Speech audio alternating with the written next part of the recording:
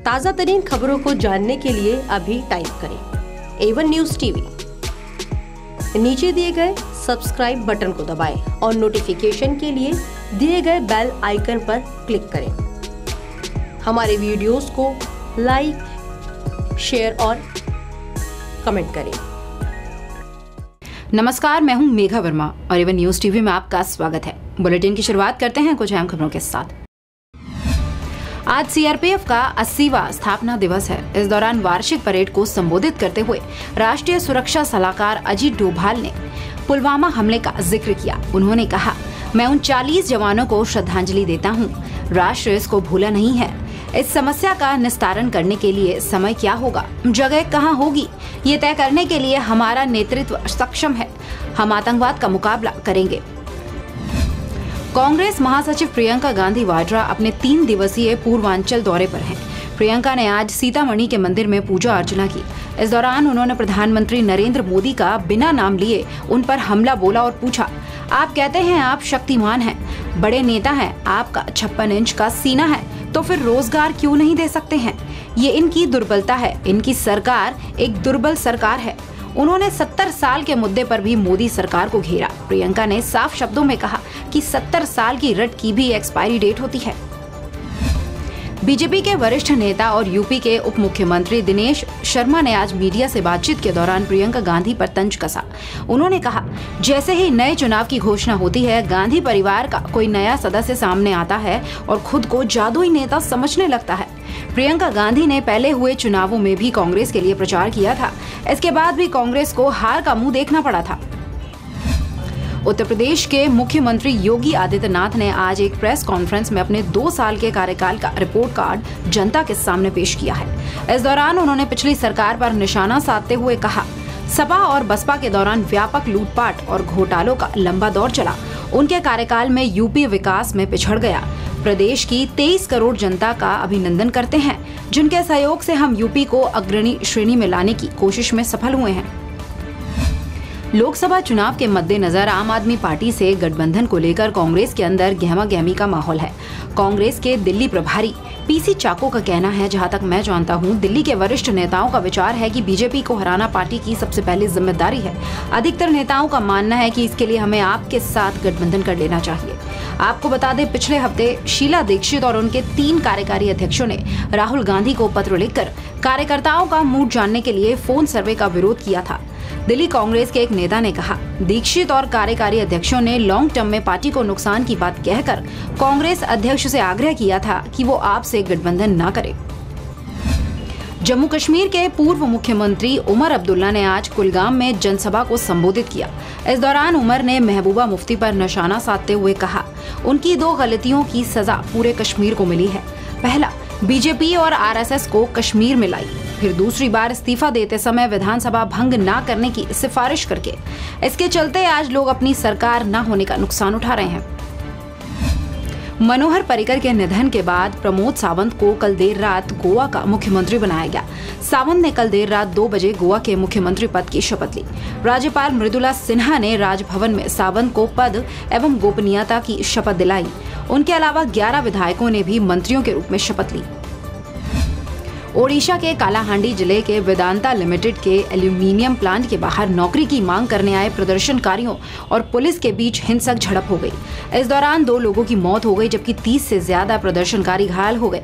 बताया जा रहा है, प्रदर्शनकारियों ने ओडिशा औद्योगिक सुरक्षा बल के एक सुरक्षाकर्मी को कमरे में बंद कर दिया और बाहर से आग लगा दी। इसके बाद से वहां धारा 144 लागू कर दी गई है। केरल में वेस्ट नाइल वायरस फैलने से एक 7 साल के बच्चे की मौत हो गई है। वायरस के कारण उत्तरी मालाबार में हाई अलर्ट जारी कर दिया गया है। आपको बता दें, ये एक ऐसा वायरस है जो पक्षियों से लेकर इंसानों तक फैल रहा है। लेक्स नाम के मच्छर के काटने से ये फैलता है।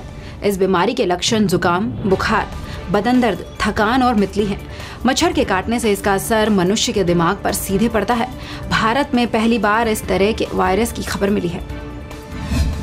पीएनबी घोटाला करने वाले नीरव मोदी के खिलाफ लंदन की एक कोर्ट ने गिरफ्तारी वारंट जारी किया है। वारंट के बाद नीरव को कभी भी गिरफ्तार किया जा सकता है। नीरव को वापस लाने की प्रक्रिया में भारत को ये पहली कामयाबी मिली है। नीरव पर 15,000 करोड़ रुपए के घोटाले का आरोप है। लखीमपुर खीरी से संजय राठौर के अनुसार निघासन कोतवाली के नरेंद्र नगर बेली में मुखबिर की सूचना पर पुलिस ने अवैध असलहों की फैक्ट्री का भंडाफोड़ किया है। छापेमारी के दौरान पुलिस ने 5 आदर्श तमंचे, 12 बोर की एक बंदूक, 11 खोखे, कारतूस और शस्त्र बनाने के सामान को बरामद किया है। बताया जा रहा है शत्रुघ्न चौहान खेत में काम करने के दौरान अवैध असलहों को बनाता था। पुलिस ने उसे मौके से गिरफ्तार कर जेल भेज दिया है। लोकसभा चुनाव को दृष्टिगत रखते हुए अपराधियों पर अंकुश लगाने के लिए पुलिस अधीक्षक महोदय एवं अपर पुलिस अधीक्षक महोदय के निर्देशन में कार्रवाइयाँ प्रचलित हैं।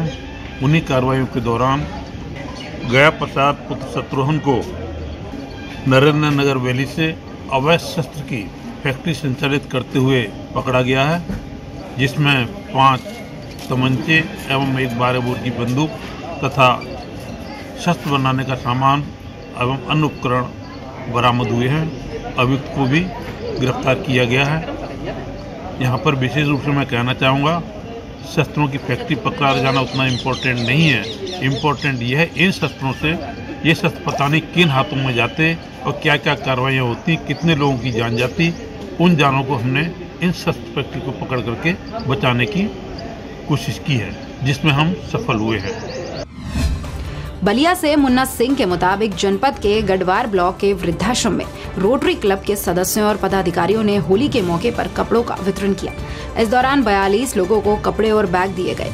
आश्रम के अधीक्षक घनश्याम सिंह ने कहा, भारत सरकार, प्रदेश सरकार और सामाजिक संस्थाओं के सहयोग से ये आश्रम संचालित होता है। यहाँ पर 62 वृद्ध पंजीकृत रहते हैं। इन लोगों की सेवा और खाने पीने की व्यवस्था के लिए 14 कर्मचारी भी हैं।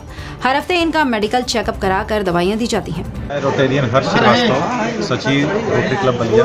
अभी आप कहाँ आए हैं और किस तरह का कार्यक्रम है? ये वृद्धा आश्रम है और यहाँ पर हम लोगों की, चूँकि रोटरी क्लब एक समाजसेवी संस्था है जो कि इंटरनेशनल स्तर पर स्थापित है, और इस पर हम लोगों का मेन उद्देश्य ये रहता है कि जो ज़रूरतमंद हैं हम उनकी मदद हर संभव जहां तक हमसे हो सकता है हम उस हर संभव को मदद करने के लिए वहां पहुंचते हैं। इसमें हमारे रोटरी के सभी सदस्यों का पूरा भरपूर सहयोग रहता है और हम इस तरह कार्यक्रम जो है हर महीने 2 महीने 3 महीने पर आयोजित करते रहते हैं, जिसके लिए कि आज हम लोगों को इस वृद्धाश्रम में आने का सौभाग्य प्राप्त हुआ।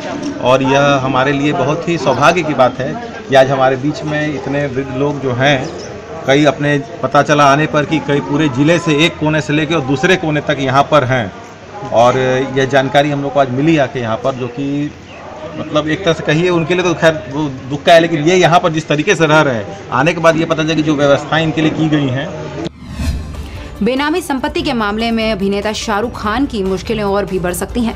मनी कंट्रोल की रिपोर्ट के मुताबिक इनकम टैक्स डिपार्टमेंट ने न्यायिक प्राधिकरण के उस फैसले को चुनौती दी है जिसमें शाहरुख पर बेनामी संपत्ति के आरोप को खारिज कर दिया था। इनकम टैक्स ने फिर से PMLA प्राधिकरण में चुनौती दी है। अगर ये तय हो जाता है कि बेनामी संपत्ति थी तो शाहरुख खान को 7 साल की सजा और संपत्ति की मार्केट वैल्यू का 25% तक पैसा चुकाना पड़ सकता है। इस बुलेटिन में फिलहाल इतना ही। आप देखते रहिए वन न्यूज़ टीवी। नमस्कार।